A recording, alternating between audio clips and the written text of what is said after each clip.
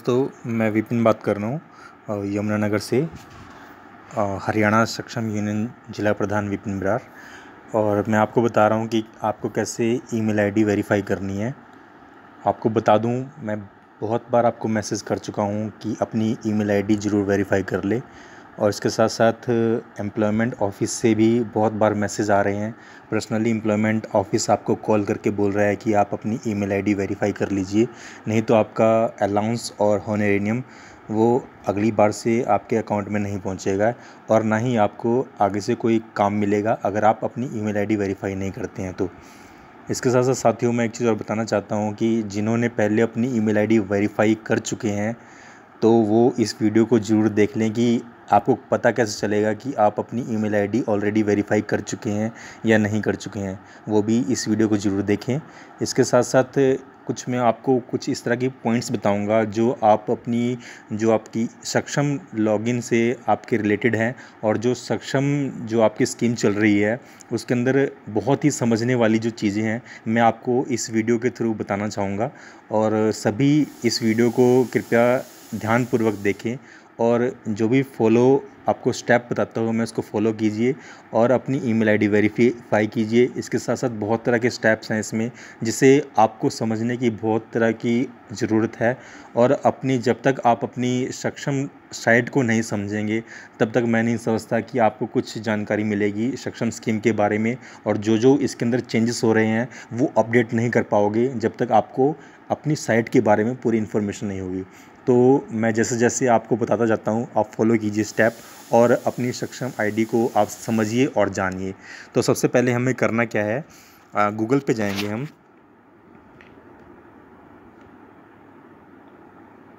Google पे गए हम और इसमें हरियाणा सक्षम ओपन करना है हमें।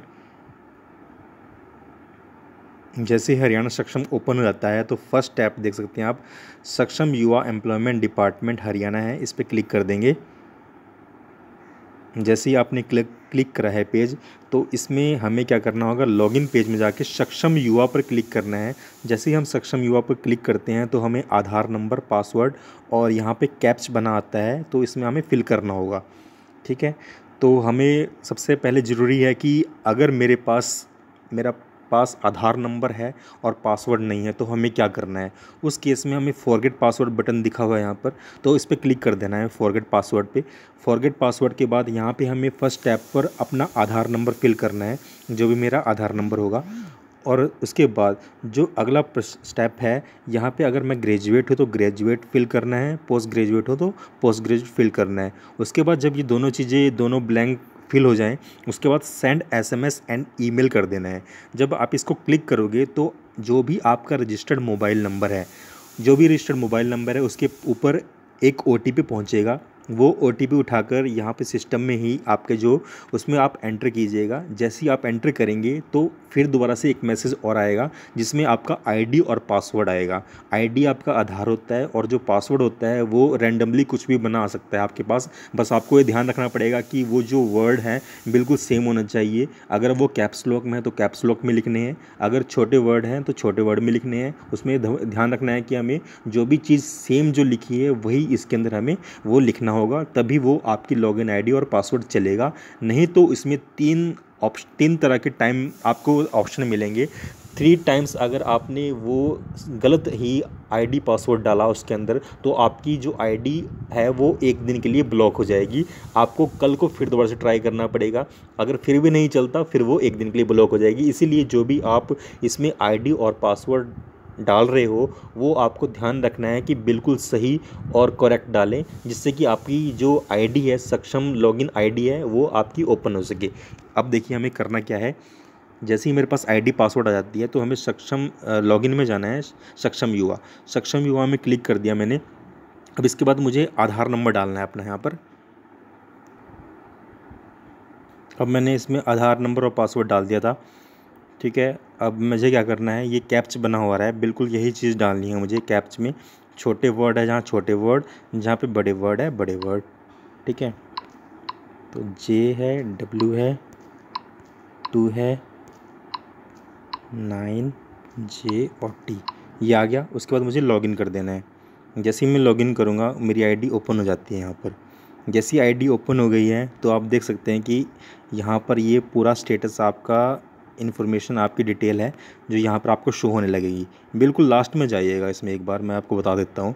आपने बिल्कुल लास्ट में चले गए हैं, बिल्कुल एंड में, तो यहाँ पे देख रहे हैं आप, यहाँ पे लिखा हुआ है एप्लीकेंट डाटा अपडेट अल्टर्ड। ठीक है, तो मैंने ना ऑलरेडी 3 बार ईमेल आईडी वेरीफाई कर चुका हूँ यहाँ पर, तो मुझे सिर्फ कोई ज़रूरत नहीं है मतलब इतनी बार मेरे को ईमेल आईडी वेरीफाई करने की। बस मैं आपको एक बात बताना चाहता हूँ कि आपको पता कैसे लगेगा कि आपने ईमेल आईडी वेरीफाई कर दी है या नहीं है, वो यहाँ से पता लगेगा आपको। यहाँ देख सकते हैं आप, मैंने 3 बार अपनी ईमेल आईडी वेरीफाई कर दी है। जिसने एक बार भी अपनी ईमेल आईडी वेरीफाई नहीं करी है तो उसका कोई भी इस तरह का ऑप्शन बना नहीं आएगा। अब मैंने 3 बार ऑलरेडी ईमेल आईडी वेरीफाई कर चुका हूँ, इसलिए ये 3 बार मेरी आईडी शो हो रही है यहाँ पर। ठीक है, और ये सारे डेट के साथ कब मॉडिफाई करी थी, क्या चीज़ है, सब यहाँ पर शो हो रहा है। ठीक है, तो यहाँ पे ऐसे ही पता लगेगा। अगर मुझे दोबारा से करना है ईमेल आईडी वेरीफाई तो वो कैसे करना है वो मैं आपको बता देता हूँ। आप सबसे ऊपर में जाइएगा, यहाँ पर ये देखिए बटन बने हुए हैं, इस पर क्लिक कर दीजिएगा। जैसे आप क्लिक करोगे तो मैनेज अकाउंट में जाना है आपको। मैनेज अकाउंट में जाके वेरीफाई ईमेल पे जाइए, वेरीफाई और modify email ID. By chance मान के चलिए आपकी जो पुरानी जो आईडी थी वो आपकी किसी और की आईडी डली हुई थी उसके अंदर, और आपने अब आपको क्या करना है, अपनी नई ईमेल आईडी डालनी है इसके अंदर। तो आप क्या कर सकते हैं, यहाँ से अपनी ईमेल आईडी आप चेंज भी कर सकते हो। जैसे यहाँ पे मैं चेंज कर रहा हूँ, तो यहाँ से अपनी ईमेल आईडी चेंज भी कर सकते हो। तो पर ये शर्त है कि जो आप ईमेल आईडी चेंज कर रहे हो उसका आईडी और पासवर्ड आपको ज़रूर पता होना चाहिए, और वो आपकी जो ईमेल आईडी है और पासवर्ड है वो साइड में कहीं पे या तो लैपटॉप पे ऊपर होना चाहिए, नहीं तो आपके मोबाइल में भी ओपन हो सकता है, तो वो ओपन होना चाहिए मतलब जिससे कि आपके पास ओटीपी आ सके। तो मैं यहाँ पे अपनी ईमेल आईडी चेंज करने जा रहा हूँ क्योंकि मुझे पिछली आईडी मेरी सही नहीं थी, अब मुझे नई ईमेल आईडी चेंज करनी है। बाई चांस आपकी ईमेल आईडी वही है जो पिछली चल रही थी और बिल्कुल सही ईमेल आईडी है तो आपको चेंज करने की ज़रूरत नहीं है।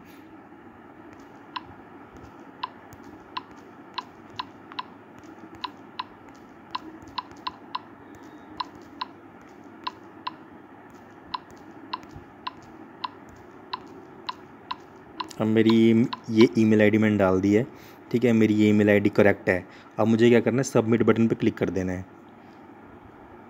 जैसे ही मैंने सबमिट बटन पे क्लिक कर दिया है तो ये जो ओटीपी है, enter OTP send to your email to confirm verification of email address to Vipin Brar, जो मेरी आईडी है इसके ऊपर आपकी जो है ओटीपी चला गया है। अब मुझे अपनी ईमेल आईडी देखनी है, तो मैं अपनी ईमेल आईडी देखूँगा जहाँ पे ये मुझे मिलेगा। ठीक है, अब मुझे क्या करना है, अपनी ईमेल आईडी ओपन करनी है। मैंने अपनी ईमेल आईडी ओपन करी।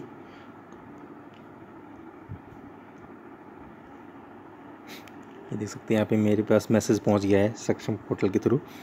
तो ये मेरे पास ये ओटीपी आया है यहाँ पर, और इसमें एक बार थोड़ा टाइमिंग देख लीजिएगा कि जो मेरी ईमेल आईडी अब जैसे 1950 ये अब आपका आ चुका है 7:51 हो रहे हैं, तो यहाँ पर भी 7:51 पे मैसेज आया है ये।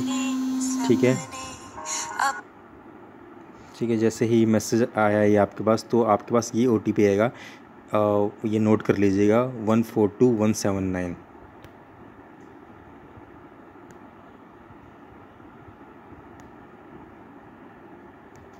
142179 मैंने एंटर कर दिया। अब मुझे क्या करना है, सबमिट कर देना है। जैसे ही मैं सबमिट करूँगा तो मेरे पास मैसेज आ जाएगा ऊपर, ईमेल एड्रेस वेरीफाइड सक्सेसफुली, यानी कि मेरी जो ईमेल आईडी है वो सक्सेसफुली वेरीफाई हो चुकी है। अब मुझे क्या करना है, फिर दोबारा से देखना है कि मेरी ईमेल आईडी, जैसे मैंने शुरू में बताया था आपको क्या करना था, तो मुझे जाना है एप्लीकेंट स्टेटस पे जाना है। तो ऐसे ही ये आप देख सकते हैं 3 बार हो रहा था मेरा, जो 3, अब देखिए 4 बार मेरी ईमेल आईडी वेरीफाई हो चुकी है। जैसे जैसे मैं दोबारा से करता रहूँगा, ईमेल आईडी वेरीफाई करता रहूँगा, तो ये यहाँ पर शो होता रहेगा कि मैं कितनी बार ऑलरेडी अपनी ईमेल आईडी वेरीफाई कर चुका हूँ। आपको इतनी बार करने की ज़रूरत नहीं है, सिर्फ एक बार कर लो सफिशिएंट है, पर अपनी जो ईमेल आईडी है वो ज़रूर वेरीफाई कर लो आप सब। इसके साथ साथ मैं और बताना चाहूँगा, अब यहाँ पे इसमें ही गए हम बटन में, मैनेज अकाउंट पे गए। मैनेज अकाउंट में जाकर जैसे ही मैं मैनेज अकाउंट पे गया तो यहाँ पर मैं अपना जो पासवर्ड, जो मेरा पासवर्ड जो मेरे पास रैंडमली आया था मैसेज को, तो उसको भी मैं चेंज कर सकता हूँ। इसके साथ साथ मैं अपना जो मोबाइल नंबर है वो उसको भी चेंज कर सकता हूँ। इसके साथ साथ जो मेरी रजिस्ट्रेशन एक्सपायरी डेट है उसको भी चेंज कर सकता हूँ। ठीक है। तो ये सारी एक्टिविटी यहाँ से हम कर सकते हैं। जो भी आपकी डिटेल है, जैसे कि आपके बाई चांस मुझे अपना सीनियोरिटी नंबर चेक करना है, मेरा सीनियोरिटी नंबर क्या है, तो हमें क्या करना है, एप्लीकेंट स्टेटस पे गए हम। जैसे मैं एप्लीकेंट स्टेटस पे गया तो यहाँ पे आप देख सकते हैं कि जैसे अगर मैं सीनियोरिटी नंबर देखता हूँ तो सीनियोरिटी नंबर जब मुझे वर्क नहीं मिला था या मुझे वर्क मिल रहा है तो 160 नंबर मेरा सीनियोरिटी नंबर था। ठीक है, तो 160 नंबर मेरा सीनियोरिटी नंबर है।